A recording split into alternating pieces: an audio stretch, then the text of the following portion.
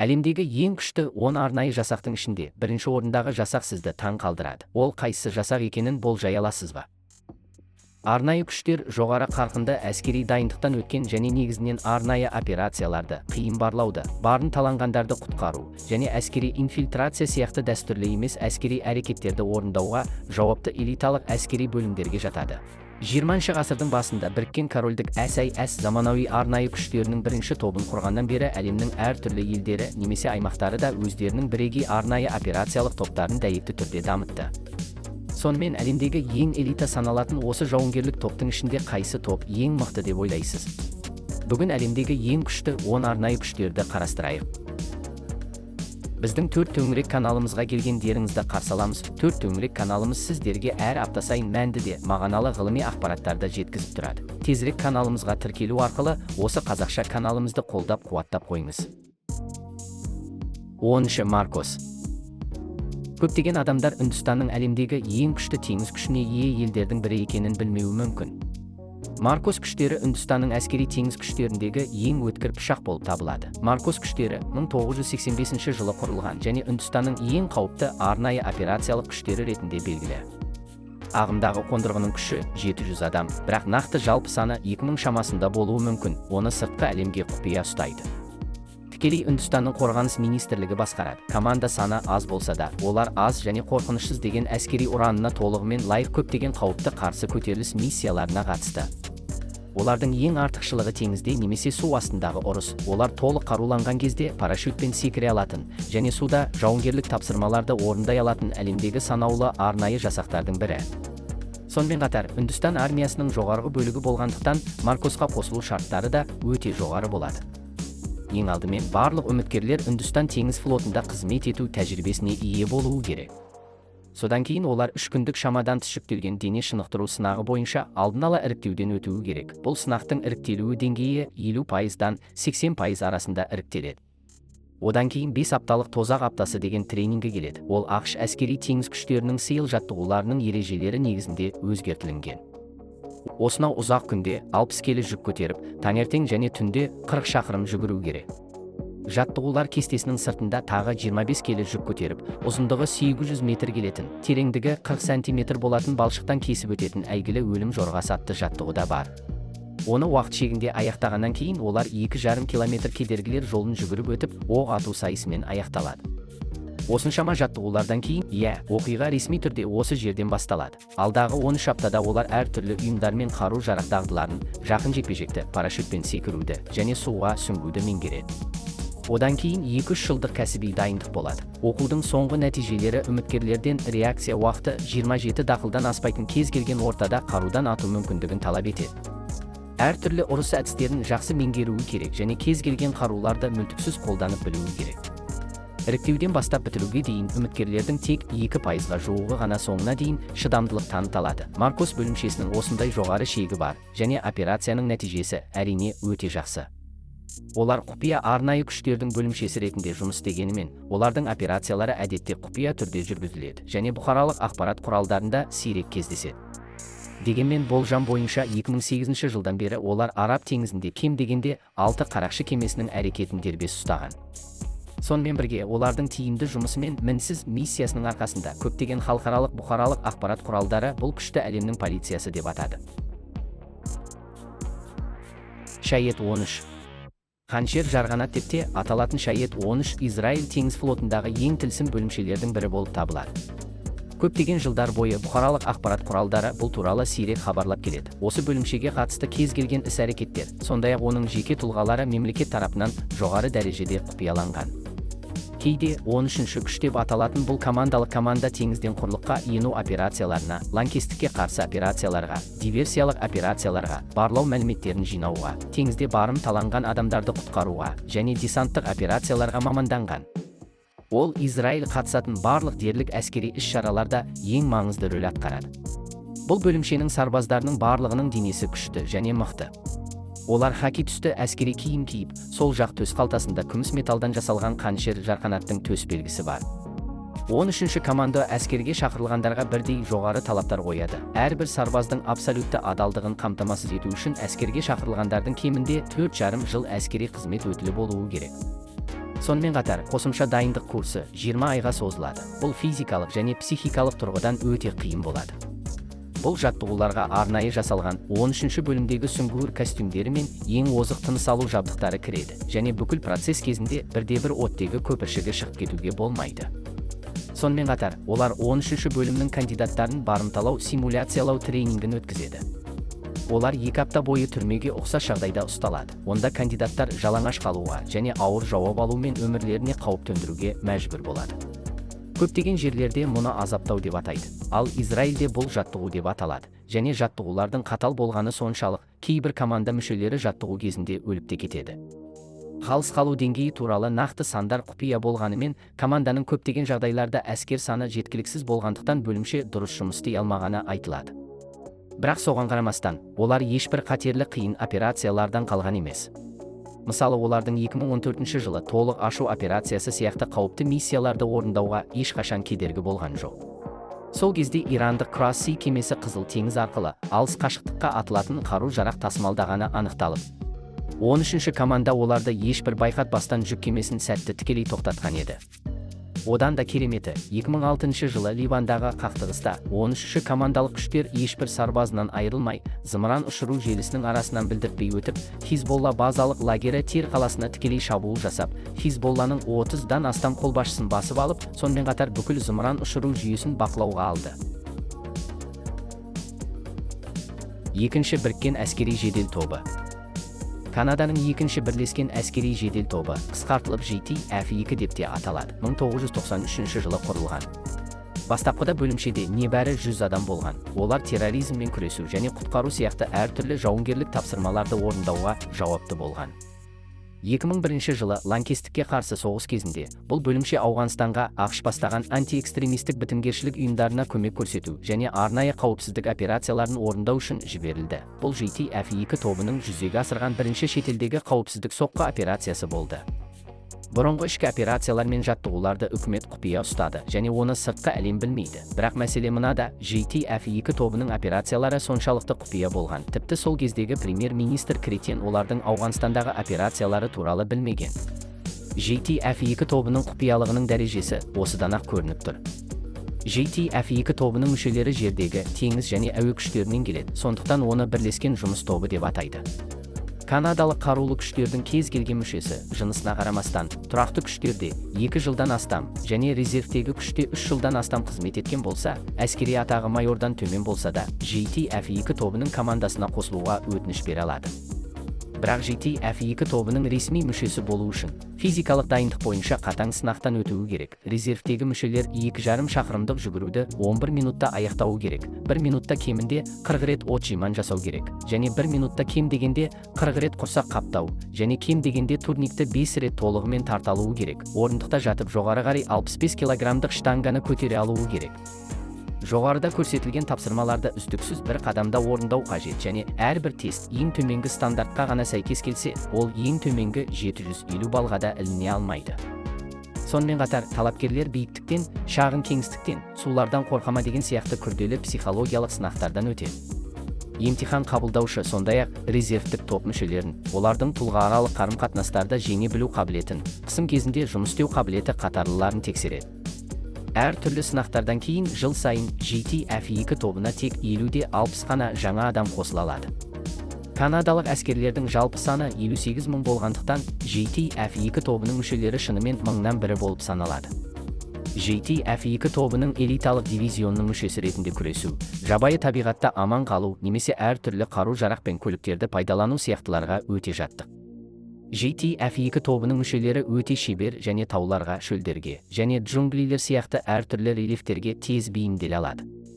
JTF-2 тобының көптеген ардагер арнайы күштермен салыстырғанда құрылғанына ұзақ уақыт болмаса да, оның өзіндік күшті артықшылық жақтары да бар. Олар жыл сайын 2 ай Канадалық Арктикада жаттығатындықтан, олар әсіресе биік үстірік аймақтарындағы операцияларда міндеттерді өте жақсы орындай алады.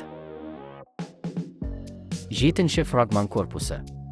Корольдік Дания әскери теңіз күштерінің ең күшті элитасы ретінде фрагман корпусы 1957 жылы құрылды. Бүкіл корпустың мүшесі 350 адамға да жетпейді. Олардың ерекшелігі, олар суда шайқаста өте жақсы. Олар Норвегия, Ұлыбритания, ақш және басқа елдердің әскери тәжірибесінің үздік артықшылықтарын бойларына сіңірген. Олардың негізгі міндеті барлау болғанымен, бұл бөлімше теңіз кемелері жете алмайтын жерлерге бара алады. Сонымен қатар, соңғы жылдары уақыт пен миссия талаптарының өзгеруіне байланысты бөлімшеге теңіз астындағы жарылғыш заттарды жою және жағалау сызығының объектілерінің қауіпсіздігін қорғау сияқты жаңа міндеттер қосылды. Жалпы әскери күші 30.000-нан аз және әскери теңіз флоты 4.000-нан аз шағын ел болғандықтан, Фрогман корпусы НАТО мен басқа да әскери державалардың әскери теңіз арнаулы күштерінің арасында қалай бірегей бола алады. Жыл сайын 500-ден 600-ге дейін Дания сарбаздары Фрогман отрядына қосылуға өтініш білдіргенімен 12-ге жетпейтін сарбаз ғана сәтті таңдалады. Үміткерлер ағылшын және Дания тілдерін білуі керек, физикалық және психологиялық сынақтардан өтуі керек. Дене дайындығына 12 минут ішінде 2800 метрге жүгіру, 8 минут ішінде 300 метрге жүзу, 10 килограмм жүкпен 70 шақырымдық маршты аяқтау қатарлы сынақтардан өту керек.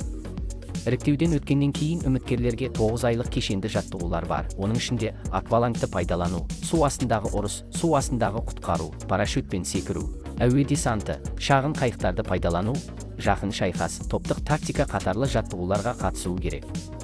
Даниялы Фрогман отрядының әскерлері әртүрлі гидрологиялық ортадағы операцияларға бейімделу үшін 2 адамнан тұратын командаларда каноэ айдауды жақсы меңгеретінін атап өткеніміз жөн. Дания үкіметі бақалардың миссиясы туралы егжей-тегжейлі мәліметтерді сирек жариялайды. Адамдар әртүрлі тапсырмаларды орындаған кезде олардың әскери киімдері аздап өзгеретінін ғана біледі. Мысалы, барлау миссиясын орындау кезінде олар басы мен мойынның сұлбасын жасыру үшін перде киюі мүмкін. Бұл нысаналарды бақылау кезінде және көрінбейтін аңшыларға айналу кезінде оларды анықтау мүмкіндігін азайтады. 6. Биік таулы арнайы қызмет эскадрильясы. Биік таулы арнайы қызмет эскадрильясы туралы айтатын болсақ, көп адамдар онымен таныс болмауы мүмкін. Бұл арнайы күш Тайваньдағы теңізде, құрлықта және әуеде амфибиялық жауынгерлік қабілеті бар жалғыз бөлімше, сонымен қатар ол жалпы әлемдегі ең жұмбақ арнайы күштердің бірі болып саналады. Олардың жауынгерлік қабілеті қарапайым сарбаздардан 3 есе артық, ал олардың күші американдық теңіз барыс командасымен салыстыруға келеді деген қауесет бар. 1987 жылы Тайваньдағы Янван түрмесінде кең ауқымды ұжымдық тәртіпсіздік басталды. Биік таулы арнайы қызмет эскадрильясы алғаш рет тәртіпсіздікті тез арада басу үшін әскери полицияның арнайы қызметі және теңіз арнайы қызметінің тобымен күш біріктіріп түрмедегі тәртіпсіздікті тез арада бастықтырды. Сондықтан биік таулы арнайы қызмет тобы алғаш рет көпшілікке таныстырылды. Биік таулы арнайы қызмет тобының берген алғашқы әсері, олар қара киінген, тіпті беттеріне оқ өтпейтін қара маска киген. Оларды басқа әскери топтардың арасында бір көріп тануға болады. Олардың барлығы қара киінген, оқ өткізбейтін қара маскамен бірге бұл әскери тобы тілсім және суық атмосфераға толы. Қоғамдық ақпарат бойынша биік таулы арнайы қызмет тобының жаттығу курстары негізінен 3 кезеңге бөлінген. Бірінші кезең команда мүшелерінің дене шынықтыру дайындығы бойынша жоғары қарқынды дайындық. Екінші кезең негізінен жауынгерлік дағдыларды дайындау. Одан кейін биіктікте парашютпен секіру және арнайы мергендік дайындық. Бағалаудан өткеннен кейін ғана мамандық бойынша дайындықтың 3-ші кезеңі жүзеге асырылады. Онда оларға су астына ену және таулы орманда арнайы операцияларды дайындау, сондай-ақ биік және үстірік жаттығулары қатарлылары бар. Жаттығудың 3-ші кезеңі 3 жылға созылады. Жаттығудың 3-ші кезеңі аяқталғаннан кейін ол теңіз жаяу әскерлерімен, амфибиялық барлау тобымен, жандармериямен және басқа қарулы күштермен біріктіріліп, имитацияланған ұрыс сынақтарын өткізу үшін Тяньвэнь бөлімшесі құрылады. Оны Тяньвэй сынағы деп те аталады. Тяньвэй сынағынан сәтті өту арқылы ғана нағыз Ляншань арнайы қызметінің мүшесі бола алады. Дегенмен олар аттестациядан сәтті өткен болса да, бұл оларды бір жолата жеңілдеді дегенді білдірмейді. Әскерге ресми түрде келгеннен кейін оларда жыл сайын 17 күндік шөл далада аман қалу жаттығуларын өткізеді. Олар қамтамасыздың жетіспеушілігімен бірге тағы 20 келі жабдықты арқасына салып, 300 шақырымды қамтамасыз етілмеген жағдайда тау асуларын орындайды. Олардың бұл қабілеттері ешкімнің қолынан келе бермейді. 5-ші SAS. Әдетте SAS деген атпен белгілі, Екінші дүниежүзілік соғыстың алғашқы күндерінде құрылған, оның оқу-жаттығу жүйесі жетілген. Сонымен қатар әлемдегі алғашқы заманауи арнайы күштер болып саналады. Оның негізгі міндеті Ұлыбританияның антитерроризміне жауапты болу, операцияларға және жоғары лауазымды британдық шенеуніктерді қорғау. SAS әлемдегі басқа күштерден екі жолмен ерекшеленеді. Біріншіден, SAS жаңадан шақырылғандарды қабылдамайды. Олар тек қызмет еткен парашютшілер немесе техникалық кадрлардан үміткерлерді таңдайды. Алайда ең таңғаларлығы, олар көбінесе 4 адамнан тұратын жауынгерлік команда құрып, Англияның 4 Кинг-Конгтары деген атпен белгілі. Тіпті Ауғанстанның өзінде SAS бұрынғыдай 4 адамнан тұратын барлау топтарын пайдалануды жалғастырған. Өйткені олар 4 адамнан аз болса, барлық командалардың мүмкіндіктері мен атыс күші өте шектеулі болып қалады деп санайды. Егер біреу жарақат алса, бүкіл команда дұрыс жұмыс істей алмай қалады.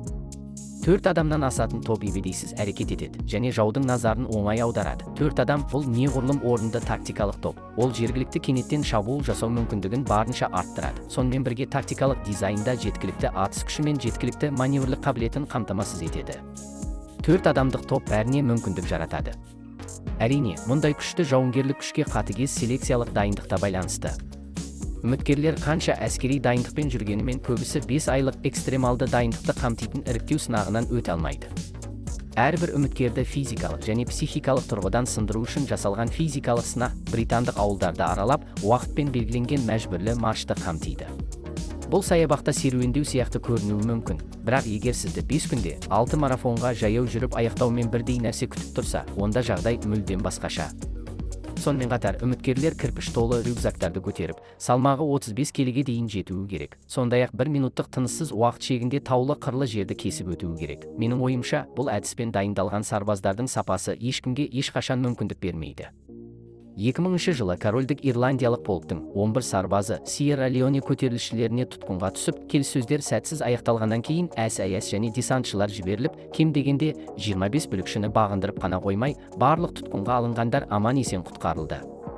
2000 жылы корольдік ирландиялық полктың 11 сарбазы Сьерра-Леоне көтерілісшілеріне тұтқынға түсіп, келіссөздер сәтсіз аяқталғаннан кейін SAS және десантшылар жіберіліп, кем дегенде 25 бүлікшіні бағындырып қана қоймай, барлық тұтқынға алынғандар аман-есен құтқарылды. Тағы бір операция 2018 жылы Ауғанстанда болды. SAS сарбазы бірнеше экстремист қашып бара жатқан туннельге жалғыз өзі кіріп кетті. Жергілікті полиция оларды қуудан бас тартқанда, сарбаз тек қару мен тырнақ балғасын ғана қолданды. Қараңғы ортада ол бір өзі қашып кеткен 6 экстремистті жеңді. Сондықтан біріккен корольдікте SAS атауы батылдық күш пен қауіпсіздіктің синониміне айналды. Сондай-ақ одақтастар мен қарсыластардың британдық сарбаздарының құрметі мен таңданысына ие болды. 4-ші Айдаһар арнайы жасақтары. Айдаһар арнайы жасақтары Қытай халық азаттық армиясының теңіздегі ең күшті арнайы күштері. Ол 1988 жылы құрылған. Бұл негізінен амфибиялық операциялармен айналысатын элиталық күш. Ол күнделікті бірқатар қауіпті тапсырмаларды, соның ішінде терроризмге қарсы рейдтерді, барлауды, қауіпсіздік қорғау қатарлыларды орындайды. Әрине, бұл бөлімше тек судағы операциялармен ғана шектелмейді. Олардың оқу-жаттығу орталары ыстық шөлдерден бастап мұзды таулы аймақтарға дейін, әуе, жер және су астына ену миссияларында орындайды.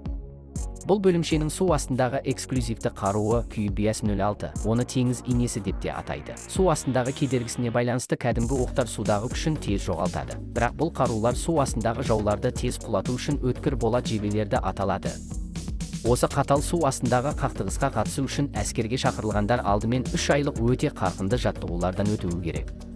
Бұған көптеген отжимание және құрсақ қаптау кіреді.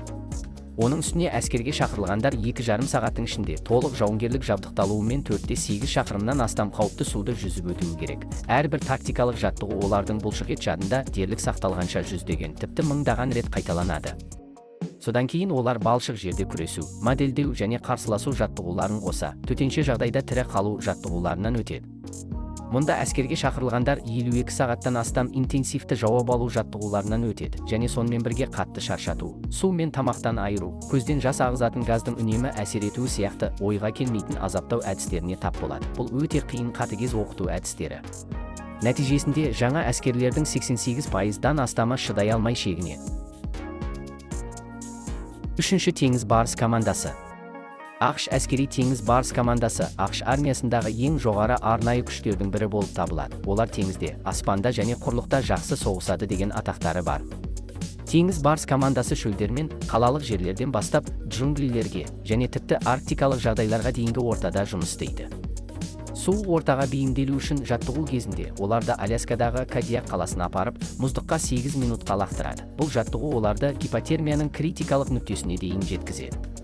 Қарапайым адамдардан әлдеқайда жоғары жаттығулардың мұндай қарқындылығы команда мүшелерін жұмысқа қабылдау процесінде пайда бола бастады. Бүкіл іріктеуде тозақ аптасы деп аталатын кезеңі бар. Тозақ аптасында үміткерлер 5 күн және 5 түнді бастан өткеріп, үзіліссіз дерлік жаттығады және жалпы 4 сағат қана ұйықтауына болады.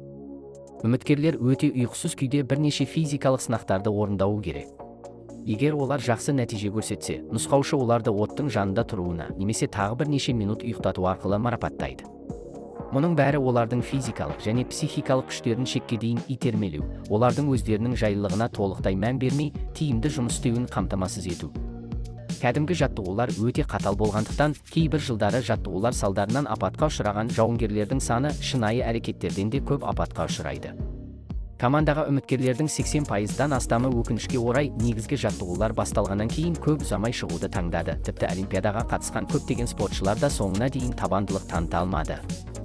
Табандылық танытқандар үшін әлі де 18 айға дейін жұмысқа орналасу және қарқынды кәсіби дайындық бар. Америка құрама штаттарындағы ең элиталық күш болғандықтан теңіз барыс командасы әрқашан ең қиын арнайы тапсырмаларды ғана қабылдайды. Олардың шынайы әлемдегі миссиялары сирек жарияланса да, олардың ең танымал жетістіктерінің бірі, олар халықаралық танымал тұлға Осама бин Ладенді небәрі 30 минут ішінде көзін жойған. Сонымен қатар, сарбаздардың жауынгерлік күш-қуаттарын арттыруға және жыл бойы жауынгерлік жақсы жағдайын сақтауға мүмкіндік беру үшін, команда жыл сайын әрбір жауынгерлердің дене денсаулығына миллиондаған доллар жұмсайды. Оның сыртында тағы арнайы жасалған әртүрлі қару-жарақ пен құрал-жабдықтары бар. Сонымен теңіз барысы командасының жалпы құны 80 миллион ақш долларына жетеді. Екінші альфа тобы.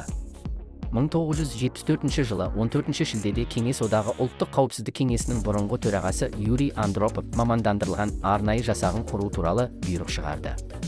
Бар болғаны 5 жылдан кейін альфа сыртқы әлемге өзінің керемет әскери қасиеттері мен ерекше арнайы операцияларын көрсетті. 1979 жылы 27 желтоқсан күні кешке небәрі 30 адамнан тұратын арнайы жасақ альфа тобы 1000 сарбазбен қорғалған Ауғанстан президенттік сарайын басып алу үшін 43 минут уақыт жұмсады. Олар 30 жоғары лауазымды әскери шенеунікті, соның ішінде президент Хафизулла Аминді бірге тұтқынға алды. Оның үстіне 1981 жылдан 1986 жылға дейін бұрынғы Кеңес одағы аумағында 3 ірі зұлым оқиға орын алған. Бірақ альфа күштері гангстерлер мен содырларға кезіксе де, тұтқынға алынғандар арасында ешбір шығынсыз жеңіспен оралып отырған. Оның үстіне 1988 жылғы қарулы автобусты барымталау оқиғасында альфа тобы экстремистерді тікелей тапсыру туралы келіссөздер жүргізіп бағындырған. Осы тамаша жазбадан альфа тобының нағыз жауынгерлік күшке ие екенін байқау қиын емес. Кеңес одағы ыдырағаннан кейін альфа тобы президенттің күзет қызметіне тағайындалды және президенттің қауіпсіздігіне жауапты болды. 1993 жылдың соңында президент Ельцин альфа тобын ұлттық қауіпсіздік департаментіне қайтару туралы бұйрыққа қол қойды. Ол негізінен елдегі экстремистер басқаратын барлық қауіпті әрекеттермен күресуге жауапты болды. Қазіргі альфа командасындағы әрбір сарбаздың ерекше дағдылары бар. Олардың әрқайсысы қатарынан 200 отжиманияны әдеттегідей жасай алады. Олар кез келген таныс емес мақаланы бір рет оқу арқылы кем дегенде алғашқы 2 бетін есте сақтай алады. Олар кез келген көлік құралдарын, машиналарды, танктерді, ұшақтарды және кемелерді де басқара алады. Әрине, мұның бәрін олар өзін жарнамалау үшін емес, супермен ойнау ниеттері де жоқ. Мұның бәрі олардың мойнына ауыр жауапкершіліктер мен қауіпті факторлардың барлығын шешуге арналған тапсырмаларды арқалаған үшін. Бірінші, дельта ерекше күштері. Толық аты алғашқы арнайы операциялық күш болып табылатын ақш-тың дельта ерекше күштері 1977 жылы құрылған. Бұл ақш армиясындағы ең жұмбақ, элиталық және жоғары деңгейдегі арнайы күштердің бірі.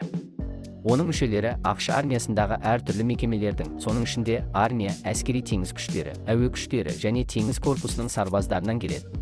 Ол әлі күнге дейін ақш үкіметінің құпия бөлімшесі болып табылады және ол туралы жария етілмеген. Дельта арнайы жасақтары негізінен қауіпті ұйымдармен күресу, құтқару операцияларын орындау және қызметкерлерді құтқару сияқты маңызды міндеттерге жауап береді. Тарихи тұрғыдан дельта ерекше күштері көптеген маңызды операцияларға қатысты. Мысалы, Иран елшілігінің қызметкерлерін құтқару, Сомалидегі қара бүркіт кемесінің құлауымен күресу және Ирактағы ұлттық қауіпсіздік операция қатарлары. Дельта күштерінің жауынгер қабылдау іріктеу процесі әлемдегі барлық күштердің ішіндегі ең қиыны деп айтылады. Іріктеу процесінің нақты мәліметтерінің көбісі әлі де құпия болып табылады. Бірақ қоғамдық ақпаратқа сәйкес, үміткерлердің 10%-нан да азы іріктеу емтиханынан әрең өте алады. Таңдалған өте аз адамдардың арасынан үміткерлердің 50%-дан астамы жаттығудың ортасында шегініп шығуды таңдайды. Басқаша айтқанда, іріктеуден өткен 120-ға жуық элиталық сарбаздың ішінде соңында 6 сарбаз ғана барлығына шыдап өте алады. Әлемдегі ең ірі экономика болғандықтан, Америка құрама штаттарының көптеген қаржылық ресурстары жеткілікті болады. Сондықтан дельта күштері тамаша оқу-жаттығу жабдықтарының жетіспеушілігін сезбейді. Нақты шайқаста дельта күштері көбінесе дрондар, түнде көру жабдығы, инфрақызыл сенсорлар және биохимиялық қорғаныс құралдары сияқты жоғары технологиялық жабдықты пайдаланады.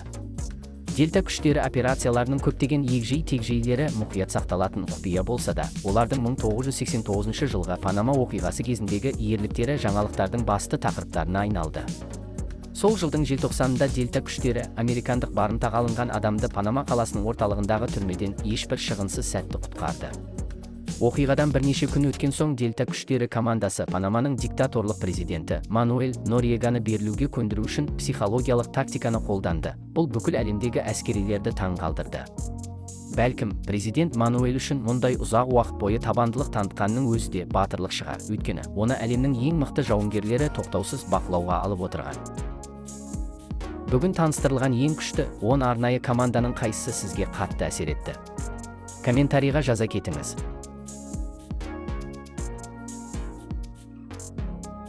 Міне, осы эпизодты бақылауымыз аяқталды. Осы бөлімнен алған білім сізге ұнайды деп үміттенемін. Видео жаман емес деп ойласаңыз, видеоның төменгі жағындағы лайк басуды ұмытпаңыз. Және осы арнаға жазылыңыз, және хабарландыруларды алу үшін қоңыраушаны ашыңыз. Көргеніңіз үшін көп рахмет.